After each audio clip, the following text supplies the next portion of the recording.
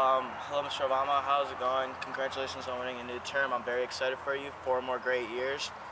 As you know, super PACs did help you tremendously in winning this election, but we believe that it does pose a threat to American democracy.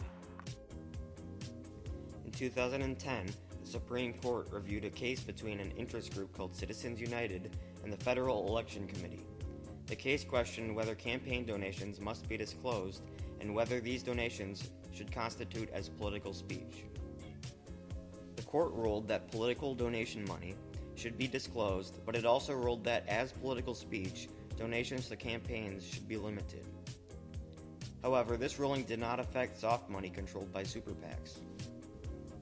Super PACs can use unlimited donations to support a candidate as long as they are not affiliated with that candidate. In reality, super PAC managers often have close connections with the people they support. Also, disclosure rules loosely affect super PACs, and anonymous people can donate large amounts of money. Citizens United ruling in 2010 gave corporations and unions the same amount of rights as citizens in donating money to their candidates and hope that they'll win their campaigns. Corporations have the ability to give much more money to political campaigns, and that gives them more influence in the political system. The corporations themselves may have a different political ideology than the people who work for them.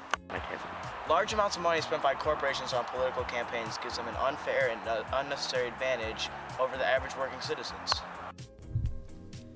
The idea behind campaign donations is that a person wants to change the way policy is made. In general, this isn't the problem with the current finance laws, but it becomes a problem when campaign donations are used by corporations as for-profit investments. This reduces the power of the average citizen, and it's why campaign donations should be limited to individuals. We believe that the influence of big money spending leads to politicians giving unfair advantages to corporations. Corporations are not people.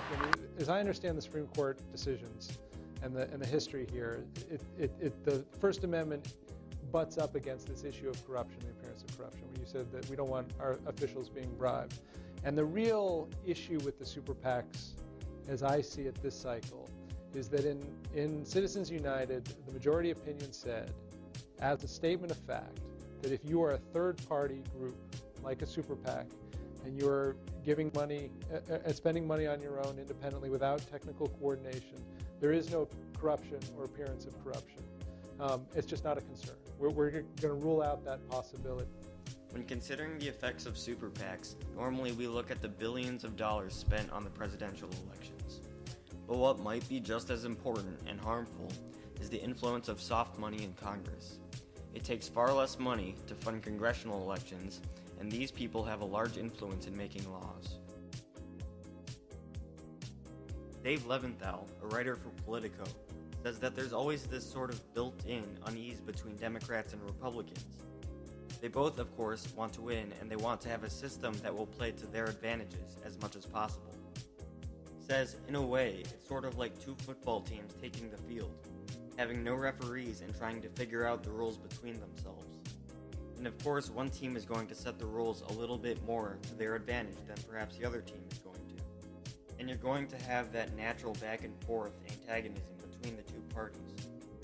And finally, the reason this matters is that we have we hope, a democracy, a republic, a constitutional form of government where at the end of the day, the president and the Congress have to make decisions on matters. And we don't want them being, in its grossest form, we don't want them being bought off. And I think the notion of a democracy is that people, citizens, voters get to set policy. So how do corporations and unions influence political elections?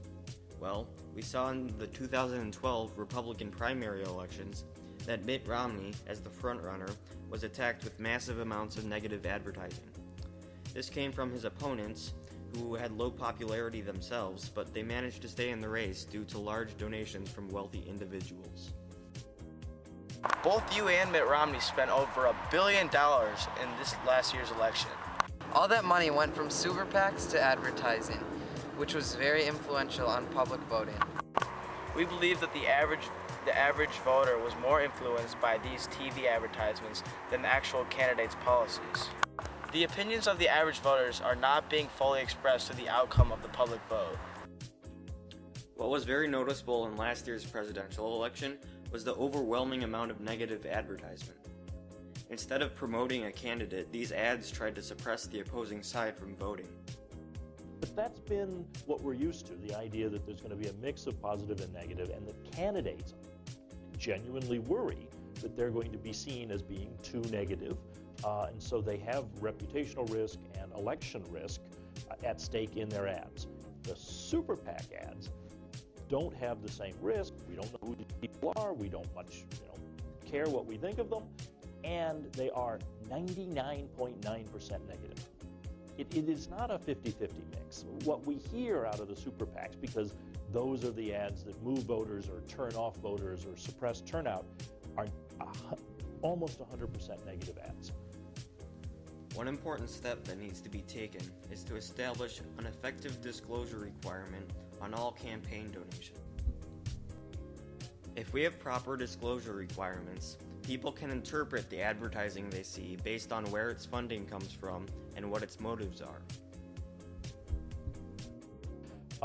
I still hold out hope that after the election, in a new Congress, they will at least take a look at the disclosure side, because there the Supreme Court was crystal clear in Citizens United, 8-1, the one part the minority joined in, saying that disclosure of all of this spending for issue ads as well as election ads or campaign ads, candidate ads, was constitutional. And they went further, and they said, and it's a good thing. It's, of course, necessary in a democracy. Citizens should know who's paying for these ads.